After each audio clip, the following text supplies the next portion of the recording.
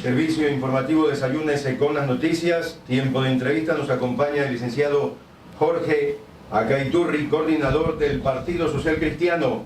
Le damos la bienvenida. Buenos días. Roberto, buenos días. ¿Cómo estás? Un saludo cordial para todos. Perfecto. Vamos a conversar de varios tópicos, temas muy importantes de trascendencia nacional. Nueva fiscal tiene el país, el Consejo de Participación Ciudadana.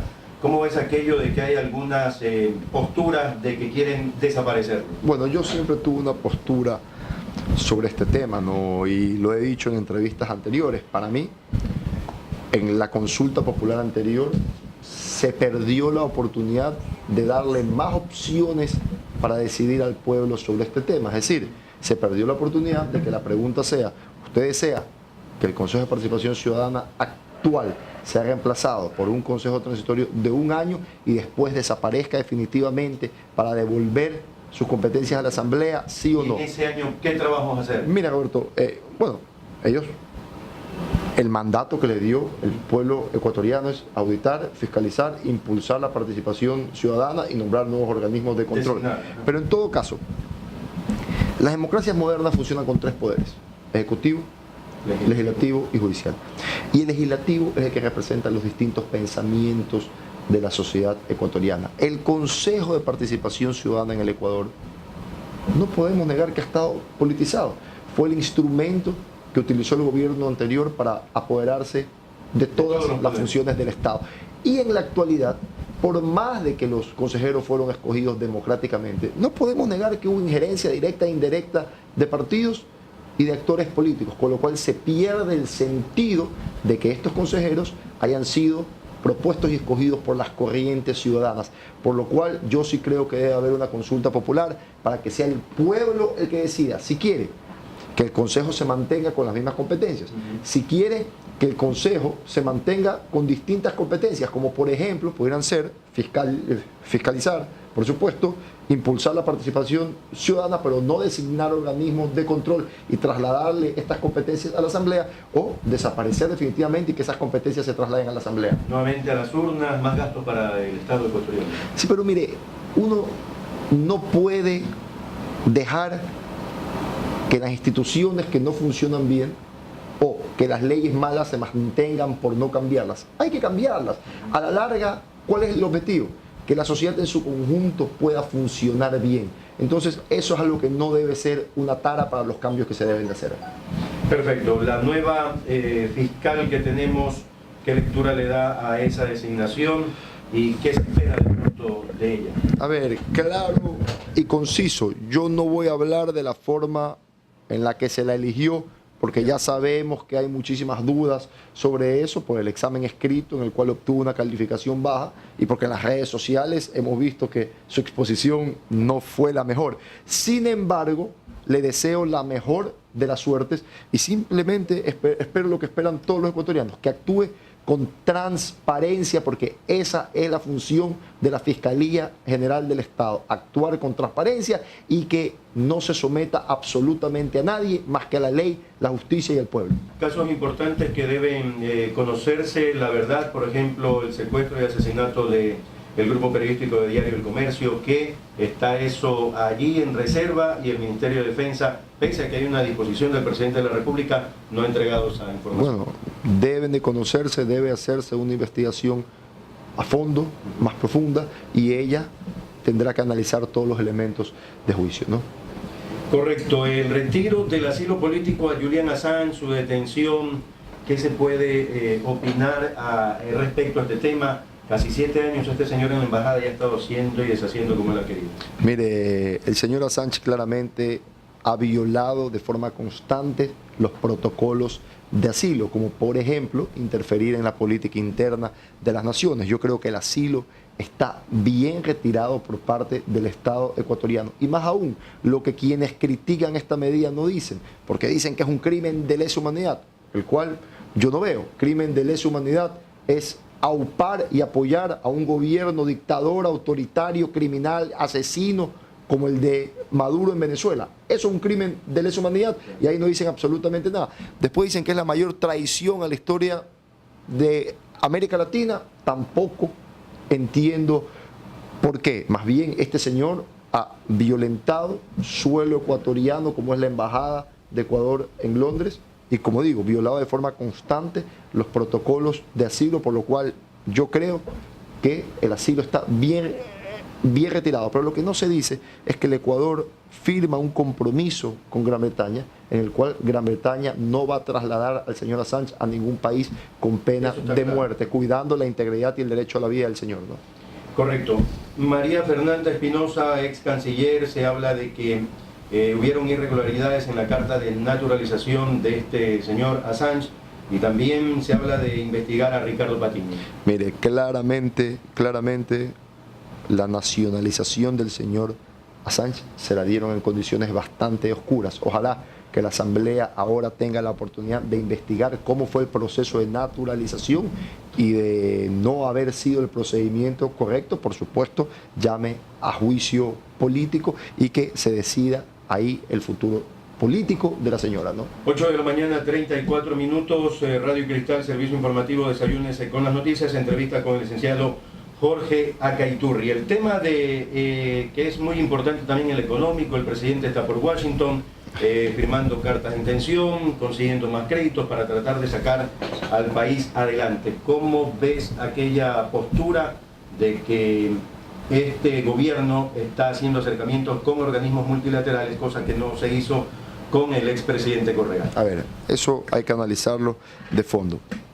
Primero, el riesgo país en este mes, desde el 1 de enero hasta la fecha, ha disminuido 275 puntos básicos, quedando en 551 puntos básicos. Eso significa 2.75% menos por encima de la tasa libre de riesgo. Es decir, si el Ecuador fuera a captar deuda el día de hoy, se endeudara con 2.75% de interés menos por esta reducción que se ha dado desde el inicio del año, lo cual es positivo. ¿Por qué se ha dado? Obviamente, el acuerdo con el fondo le ha dado confianza a los acreedores internacionales y por el aumento del precio del barril de petróleo. Ahora, profundicemos a cómo va la economía ecuatoriana. Mal. 4.800.000 ecuatorianos se encuentran en situación de empleo no adecuado. Significa trabajando menos en la jornada de 40 horas semanales, ganando menos que el salario mínimo unificado y sin afiliación a la seguridad social. Y desde marzo del 2018 a marzo del 2019 se han destruido en el Ecuador 260.000 empleos adecuados. Aproximadamente el 58% de los ecuatorianos no tienen ninguna clase de cobertura social, es decir, no tiene IES, no tiene ISFA, no tiene ISPOL y no tiene ningún seguro privado. Cuando se dan estas cifras, es claro que la economía marcha mal. Ahora, por supuesto que hay cosas que se deben de hacer y que se lo puede hacer para remediar esta situación. Por ejemplo, la reforma laboral va a ser fundamental, tener nuevas modalidades de contratación para que las empresas puedan contratar a más personas. Eso sí, sin que se precaricen sus derechos laborales, es decir, sin que se pierdan derechos laborales adquiridos, como, por horas también. Sí, como la afiliación al IES y el salario mínimo de forma proporcional. Eso uno. Otra cosa, la reducción de la tramitología, Roberto, va a ser fundamental. En el Ecuador hay más de 3.000 trámites y apenas el 20% se encuentran automatizados. Hace muy poco el Banco Mundial y la firma PwC hicieron un estudio, Global Paying Taxes, en lo cual nos dice que los ecuatorianos pierden o gastan al menos 664 horas al año en tramitología y pagos, mientras la media latinoamericana es de 554 horas y la media del mundo mucho menos. Entonces necesitamos disminuir tramitología para darle mayor competitividad a la economía ecuatoriana. Otro tema fundamental va a ser el fortalecimiento de incentivos, y en 3 puntos fundamentales: repatriación de capitales para que vengan nuevamente al Ecuador, se los pueda invertir, entren divisas y se pueda generar empleo. Otro tema fundamental ahí va a ser mejores incentivos para la reinversión de utilidades, y un tema que yo vengo hablando durante mucho tiempo, y es que hay que darle mejores incentivos a la investigación, desarrollo e investigación para aquellas empresas que invierten de mejor forma en investigación, desarrollo e innovación. Roberto, El Ecuador se encuentra en el puesto 119 en el ranking de innovación. ¿De cuánto? Por debajo de Bolivia, que está en el 104, y de Guatemala, que está en el 101. Países como Israel invierten el 4.2% de su PIB anual en este rubro. Países como Corea, el 4.1%. Países como Alemania, el 3%. Países como Brasil en América Latina, que es el que más invierte, el 1.2%.